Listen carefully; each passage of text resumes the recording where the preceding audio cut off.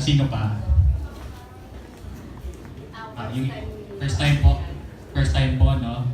By the way, introduce ko muna yung sarili ko. My name is Bryan Biri, no? Graduate po ako ng Mechanical Engineering sa Mapua. But I'm still doing this in RYI. I am employed. I'm doing this for part-time. Why? Because previously, when I was still studying, no, nakita ko po yung opportunity doon sa course ko na may opportunity. Kaya lang nung nakita ko po itong RYI, grabe, iba pala yung opportunity pwedeng ibigay sa atin. No? Kaya ako po ito ginagawa. And I believe na dapat lahat tayo merong plan B. Employment is not always there. No? Pwedeng may mangyari na iba na hindi mo inaasahan, dapat may plan B ka. Ano yun? Plan business. No? At alam natin na magkakaroon tayo ng magandang business, magandang plan B, kung maganda yung product, no? Okay. So para maiba naman, no, kasi been having this talk for the last 2 weeks. Gusto niyo ba medyo ibahin natin ng konti? Gusto niyo po gawin natin English ngayon, just for today. Gusto niyo, ma'am? Yes. Gawin natin English? Yes. Subukan ko po, ano? Pagpasensya niyo, medyo balu-balak to. Okay, sige. I'll try to make this PowerPoint presentation. I'll try to say this in English so we can actually show this to our international clients as well. Alright? So, as I was saying, when I was still studying, it was very hard for me. Why? Because my parents separated. On the 3rd year of my college, they separated and they left me behind. Especially my father. So, we really had a financial trouble back then. I was left crying. Then, I really have to stop studying. Then I said to myself, I know the potential when I graduated. I know there's a potential in me, in this course. So I struggled. I worked in a call center, got accepted. After 2 years, I went back to college. But guess what? After 2 years, all of my savings, it's not enough to finish my course. So what I did, I studied while working. That's how hard my life is before. But imagine this, guys. If we have rising U era by that time, I'm pretty sure I haven't graduated. I'm doing this up until now. If me as a professional, I'm seeing this potential. I hope you guys see this potential as well. Alright? Then, so much for my self-introduction. I will now start with our product presentation in Humivet. Nowadays, we are living in a society wherein all other countries are already very particular with food security and safety. But do you know that Philippines is getting left behind? Did you notice that? When you go to other places like Japan, Singapore, they're very particular with the food security and safety. That even though they're living in the city, the main challenge for themselves, they're challenging themselves to what? To raise their own food. Because that's the only way they can secure their food. They can secure what they're eating. But the question is there food shortage in the Philippines? I believe not. Because Filipinos are naturally born, they are hardworking persons. I believe there's no food shortage. They can grow as many food as we like. In fact, as many. But the main question is, are we producing safe food?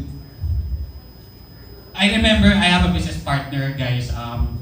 He went to Cebu with his uncles. He came from a family of farmers. His parents are farmers, his uncles are farmers, grandparents are farmers. Then one time they went to Lake Cebu, and he saw this very shiny and very long and very bright eggplant.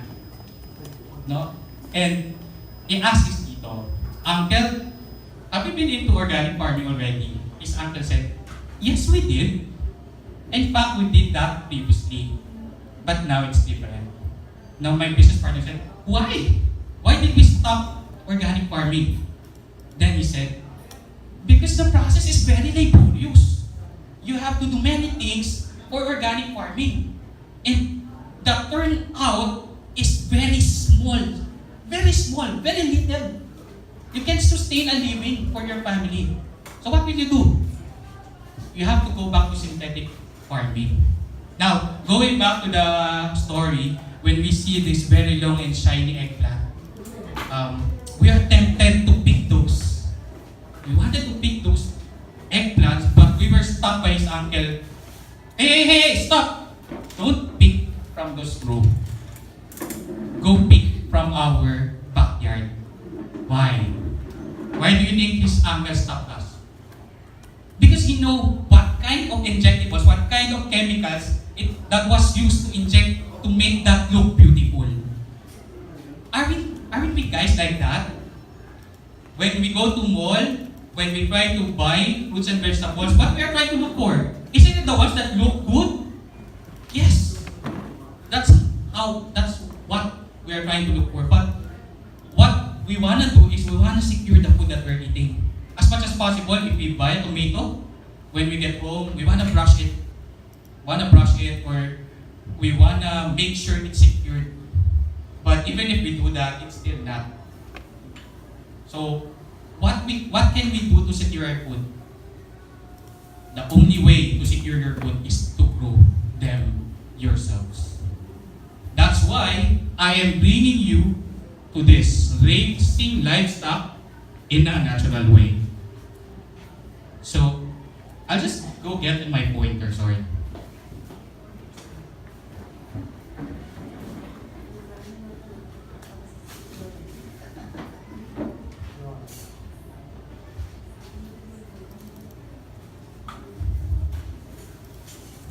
Okay.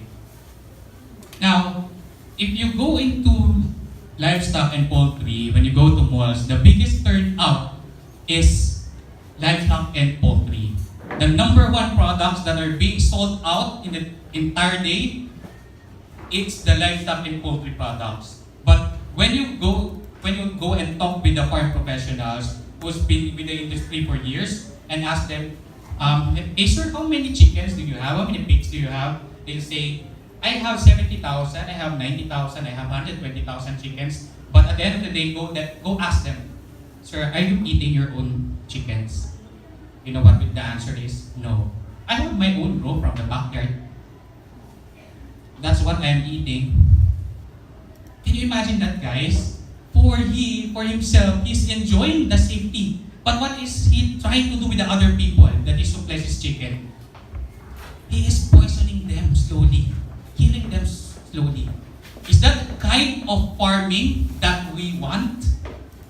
No, definitely not. So, what do we want to do? We want to go back to organic farming. But it's very laborious, very tedious. Then, go make something that is not laborious and at the same time safety. That's what we are trying to make sense here. Okay.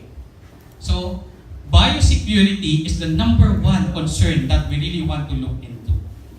And of course, we want to make sure that our grow has the optimum nutrition. It's the health program which has optimum nutrition. When we say optimum nutrition, how is that achieved? So, we feed them, we feed them, but when we try to look into our growth, it looks like they're not growing. What's the problem? The reason is we need to give them the proper food on the proper time and proper place so they can achieve the optimum nutrition. And can we do it in conscience-free when we try to give our growth to our buyers? Our conscience, is it free from anything that might come back to us? And, can we produce maximum result within the food security and safety? These are just few questions that we want to consider. I won't go on all of the questions. Now, let me give you to the nature's best kept secret. According to farmers and to growers, if we're giving them the vitamins and minerals, it's already complete. But they don't know there's a missing link. Guys, there's a missing link that these farmers, these growers have been missing. And there's a third nutritional element that is really needed by our growers. So aside from vitamins and minerals, this third nutritional element is somewhat called, everybody read? Humus. Anyone here has an idea what humus is? You know what? Way back when I was in elementary, we have this course, it's a subject, it's called Practical Arts. So our teacher told us, hey guys, gather all of the decaying materials like leaves, like dead bodies of dead animals. We go and decay them, store them in a compost pit. Then after 3/4, after a few months, they are now called humus. But is that the definition? Is that the correct definition of humus? According to dictionary, the correct definition is organic portion, this is humus, organic portion of soil that remains after millions of years of microbial decomposition. It takes a lot of years for this to be produced. And we cannot achieve that. How long our life is? 60? 70? 80 years? No, we definitely cannot achieve that. That's why, you know what? When people die, they are receiving some award. You know what award that is? Most Humus Award. No, I'm just kidding. Because our body gets decomposed, then it turns out to be humus. And actually, the humic acid on the humus, which is discovered by Dr. Leonard, is just one part of the stratum of the soil. In fact, it's a brown soil. Remember on the backyard when the pigs are trying to eat soil, some elders, they'll say to you, hey grandma, our pig is eating soil. Is it okay? What will they tell you? It's okay. It's okay, grandson. Let them eat because it's good for them. Yes, the soil that is being eaten by the pig is good for them. It's actually good for them. But the problem with the Philippine soil is it only contains 2% of humic acid. Even if they end up eating the entire 1 hectare, it's still not enough for them to get the content of a humic acid. Less than 2%. But what I'm trying to bring you today is something way more than, higher than 2%. Later on, I'll discuss that. Okay? Now, the good thing about the effects of humic acid is not being discovered by people. This is something that is a total mystery to them. But you know what good news is? It's going to be discovered now and today by you guys. Isn't that wonderful? Yes. Okay. So, going to the effects of humic acid, what is the effects on the animals? Number 1, it has an effect on the blood properties. It increases the production of red blood cells up to its normal level. So if this is the normal level, it will increase the production of red blood cells. Why is it important? Because if the red blood cells is normalized, the hemoglobin is also normalized. We know hemoglobin, it carries the oxygen, right? And if the oxygen flow in the entire body is normal, it means that the nutrients and the minerals and the essential inside the body of the minerals is normal. The distribution and the flow, everything is normal. If we normalize the blood, that's what we are really after. We will not look for anything anymore. We normalize the blood, then everything is okay within the body. It's the same for us humans. If we have normal blood flow, then everything on the body function is normal. Okay? Other thing, remember when our grow or our pet has a trauma? You know trauma? There's an incident, they got bruised. They got bruised, right? So, in order to protect them from infections, what is needed? white blood cells.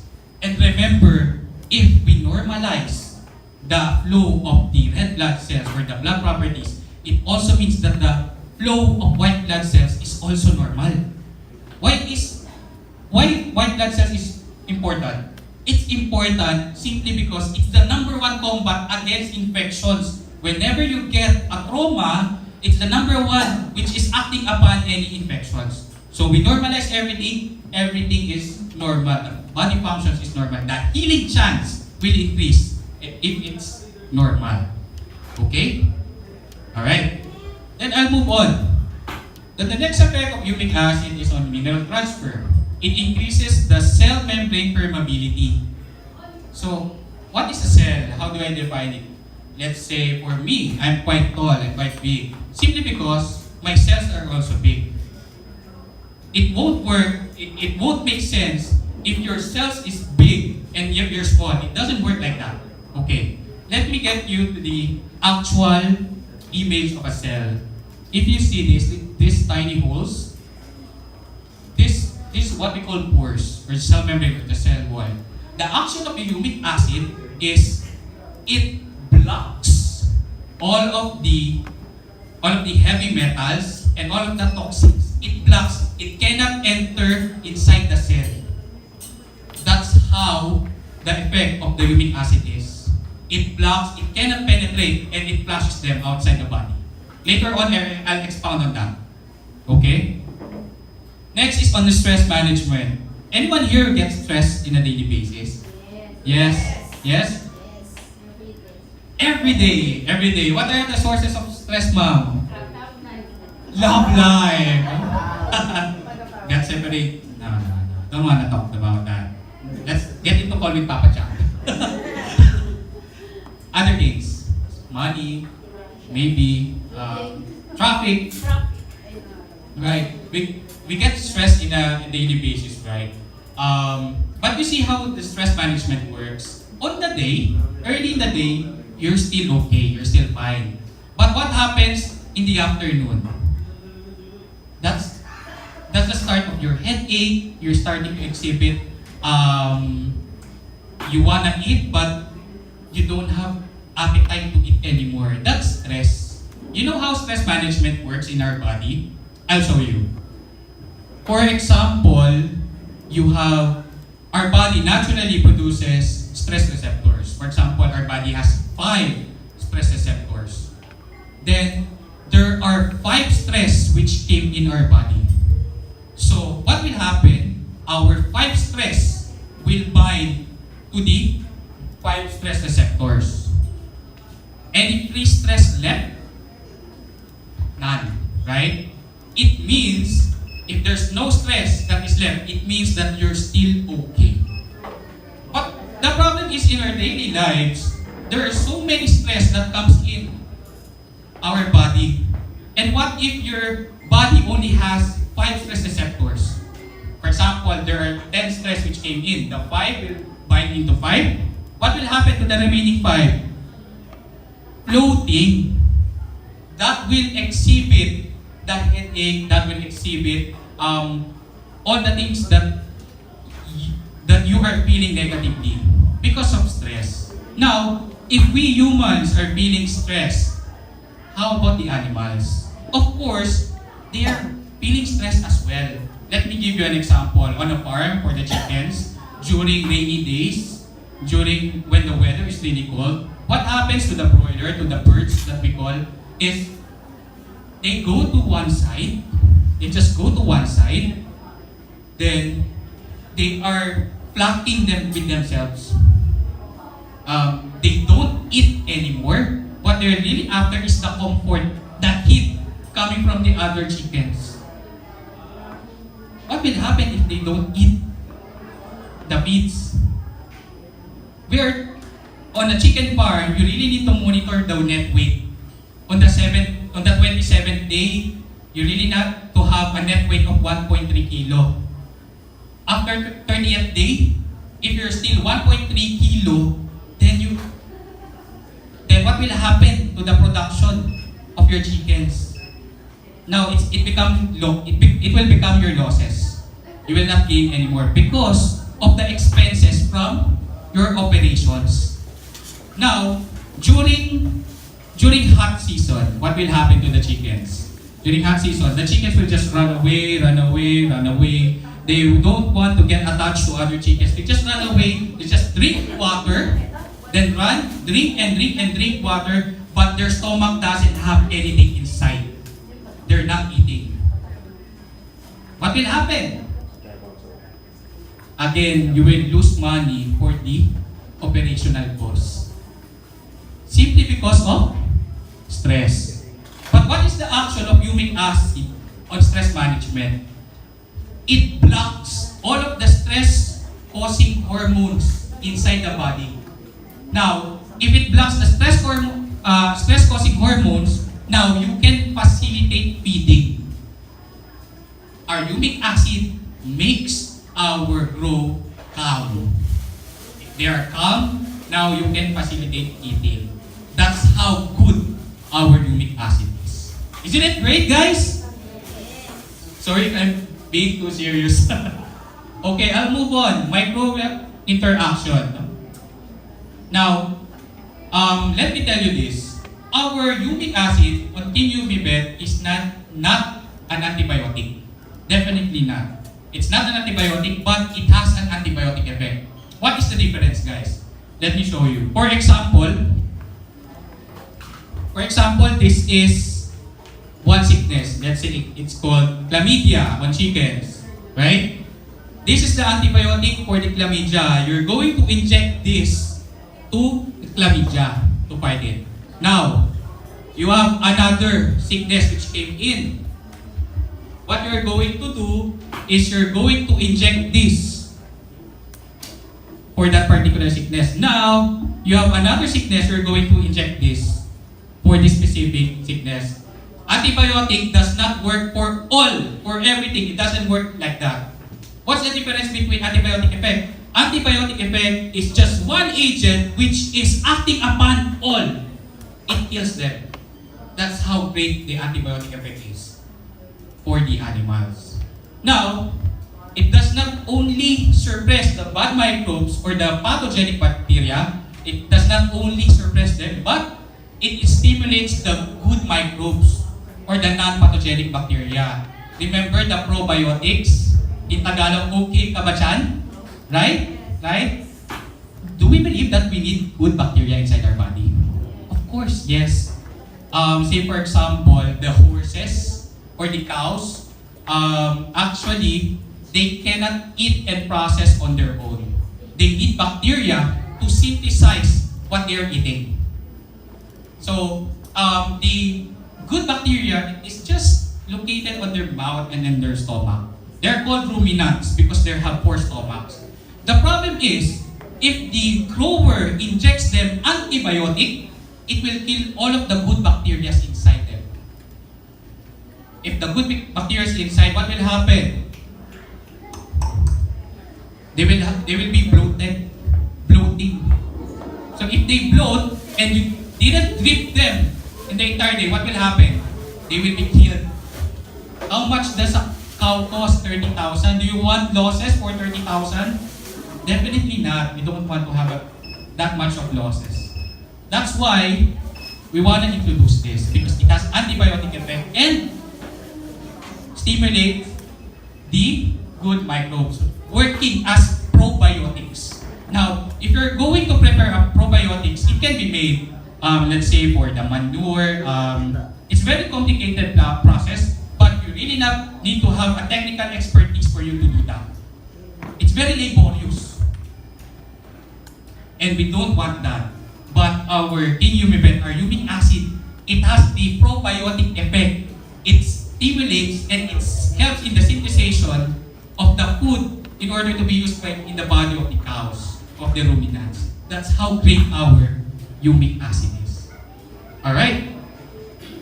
I'll move on. Immune system. So basically, what does humic acid do on immune system?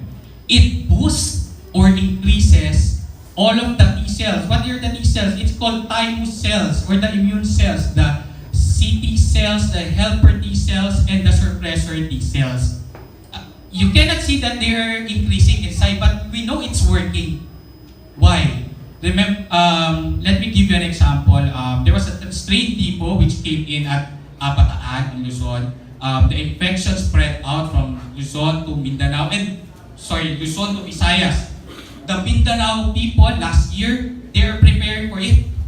They made preparations, they made vaccinations, but guess what? It's a totally different strain which attacked their animals. So they're still infested. That's what will happen if you have very low immune system.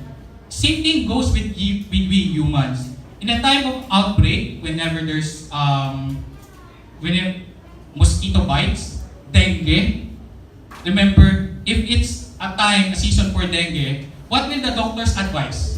They will advise us, hey, you drink vitamin C, boost your immune system, make it higher. So, by the time there's a bacteria, there's an infection, you will stand up against it.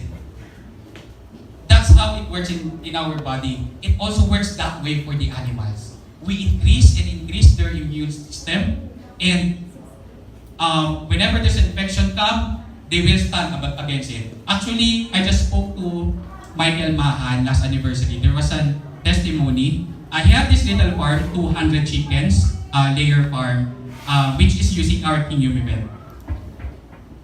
The brother, I'm not certain if it's a brother or sister, the brother or sister of his client also has 400 chickens. Now, there's an infestation which came in the farm. All of the 400 chickens died because they're not using the Humivet. What happened to the client of Michael Mahan? Those 200 chickens survived. No one from them died. Simply because they have very high immune system.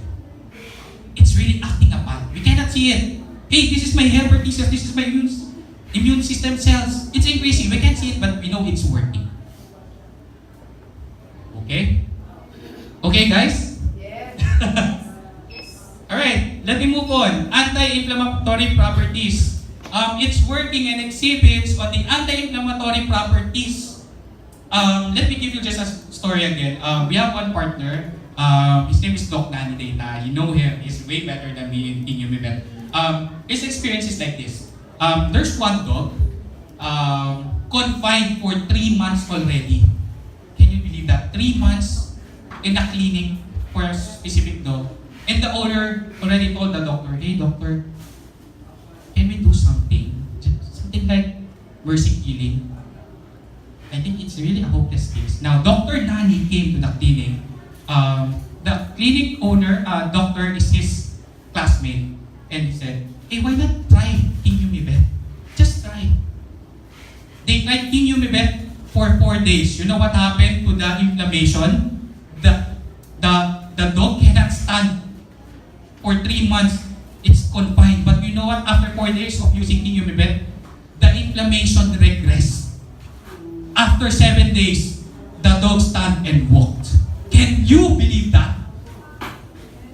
It's acting upon the inflammation. That's how great our Humic Acid. Now, on other application, let's say for pigs, we're raising pigs, right, or swines.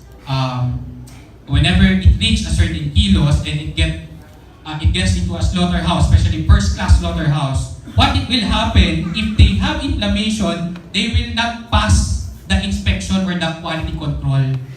It gets turned down. Now, you will have losses if you have inflammation. Remember when we are on a fiesta, there's a lechon that is being presented to us. The lechon, the pig is here, smells good, smells great, looks good, and it kept chopped right in front of us. Chop! Then you see there's white sauce coming out. You know what that white sauce is? I say it in Tagalog. It's nana. Guys, can you imagine nana?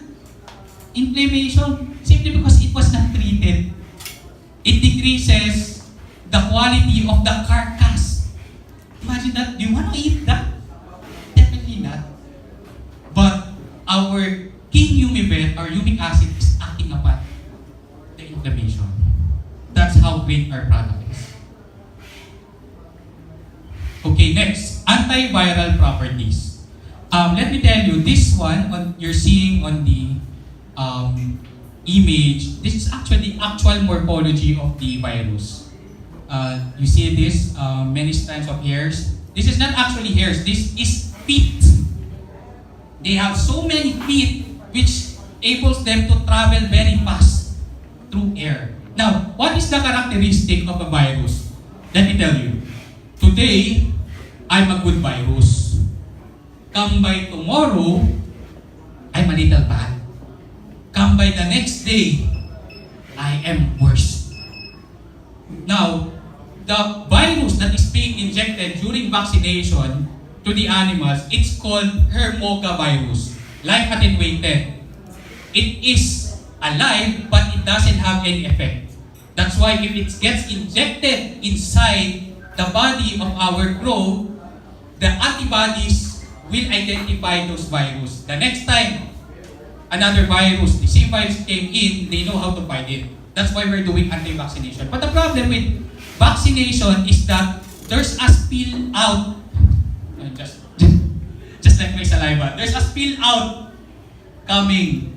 So whenever you administer vaccination, there's a spill out. It travels. After 18 to 24 hours, the virus, which doesn't have effect, it travels up until the next farm. It becomes a dangerous virus. What will it do? It will kill everyone, everything on his farm. Now the farm owner from the second farm, he will go to your place with his chicken, with his died chicken. He will slap you. Hey! You administered vaccination but you didn't tell me. Simply because of viral effects. Now, what is the action of humic acid for antiviral properties? It's acting upon the pit. It coats them and then destroys the internal morphology of the virus. That's why even if the air carries them, they are already dead and they will not have no effect to the other part. That's how great our humic acid on our King Humivet is. Amazing? Yes! Yes, okay. I'll move on. Liver effects. Who knows how our liver functions? How this works? Our liver. Our liver is very important to us. Why? Because it processes the red blood cells, it processes the medicines that we take, it processes all the food that we take, and distribute it on our body. That's how important our liver is. Now, if you have a problem with your liver, definitely your body functions will not work properly. Let's say if you have problems with liver, you cannot eat high processed meat because your liver cannot process that. Now, it's the same thing for the animals, for the crows. If they have problems with their liver, they will definitely die. The mortality rate will go up simply because they don't have good liver. But our Humivet, our humic acid, it's acting upon the liver and it regenerates the liver. If it's already damaged, it regenerates. It can make it grow again. That's the only organ in the body which can grow again, the liver. And the humic acid is acting upon it, making it grow again. Just like the tail of puti lizard, it regenerates, something like that. The liver regenerates because of the effect of humic acid. Alright? I'll move on. Actually, this is the second to the last function of humic acid. The detoxifying properties. Anyone here who has done detox? You, sir. Remember, you, sir, as well. We place our feet into something and all we see those heavy metals, we see those toxins being removed from our body. That's how the detoxifying process is. It removes all of the toxins and heavy metals inside our body. Now, our King is also acting that way. It is a chelator. Chelates if you read it that way, it's still okay. Chelator, what does a chelator or chelate mean? It's something like a magnet. Let's say, I am humic acid.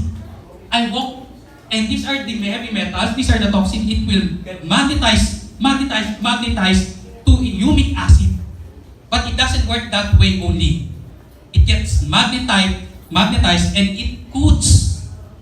It coats, something like you place it inside the bag. It coats them inside. That's why, if it's flushed out of the body of the animal, being coated, the effect is odor reduction. Who really tried King Humivet? You, sir? What's the smell from the farm if you really tried? Yes, sir. Nawawala po yung amoy. Yes, exactly. No smell, guys. No smell. Zero. From 64% into zero. I have experienced it on one farm from LMZ farm, Laura Mauricio, Zapata farm. He has 120,000 chickens. I visited the farm. I went down on the penthouse. There's really no smell. I tried to sniff. I said, sniff. I sniff. Can I really smell? I really tried to sniff. And I said, if you smell! Just like the rock, right? No, I'm just kidding. I really tried to smell, but there's really nothing. Zero. That's the effect, zero, for the animals. If you really try it, you'll see what I'm trying to say to you. We also have one partner, his cat pooped. You know how bad the smell of a poop of a cat is. His cat pooped on the towel. She didn't notice. His cat is already pooping in the towel because it doesn't have any smell. We also have one business partner from Davao. He has 7 big dogs, 5 a little smaller dogs, total of 12 dogs. You know how bad the smell for those 12 dogs is. It got escalated to the barangay already. The barangay officials is actually filing a complaint already. His neighbors are filing a complaint against him. Now, he tried our King Humivet. Guess what? After 2 days, no more odor. Zero odor. Can you believe that? And that guy signed up to RYI. He is the president of the Canine Society of Davao, which has 5,500 members. Yes. That's how powerful our humic acid is. There are a lot of effects, but these are the only ones that I want to highlight to all of you. Okay? Alright. So, what is the active ingredient inside the King Humivet? As I was saying, this is way more than 2% than the Philippine soil. This is 76%. You can prove the organicity of humic acid if it's more than 70%. But guys, hey, we are 76%. This is 76% humic acid. This is way more than organic already. Sodium salt, 14%. Why it doesn't have to have a salt? We included salt for the taste. Of course, they're animals, salt, it gives a little taste to them, but it is not the main reason. The main reason is that salt helps in the distribution inside the bloodstream. If it's king humus plus, it's potassium because potassium is acting upon the soil. But for the animals, it is salt because it helps in the flow inside the bloodstream of the animals. Next, organic matter, 92%. It only means that when this was processed, there are no chemicals presented. All organic, that's why it's 92%. pH value, 10. Water solubility, 98%. It can be soluble very easily. You don't have to shake it anymore. I just forgot my sample. Next time I will bring it. So you can see how soluble this on water. Particle size, 80 mesh. This is way much more finer than the baby powder that you're using. Color, dark brown. Physical consistency, this is powder. powder in form. Now, how do you administer the Humivet?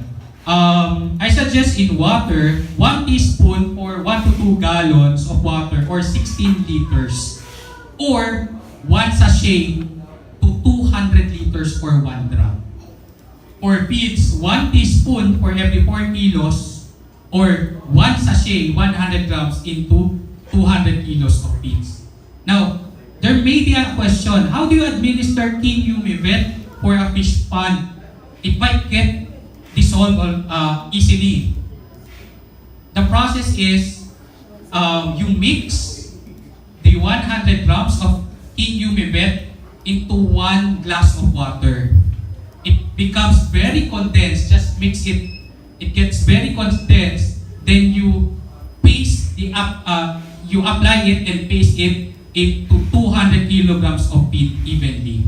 Even if it gets heat on the water, it won't dissolve. That's how our partner, Doc Nani, is using this for fish ponds. Okay? Alright.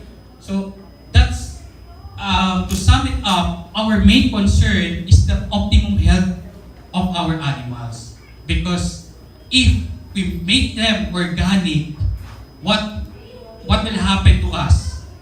The food that we intake, those chickens, those pigs, those swines, it won't have any effect to us. It won't have any bad effects to us. The chemicals that are being used, if it gets flushed out of their body, then it will have a good effect to us, to humans.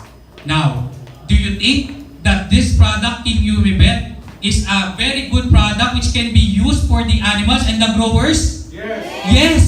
Yes. If you think this is a good product, then this is a good business for everyone. Now, the time is up, and I hope you guys were able to learn about our Humivet. Thanks a lot, guys!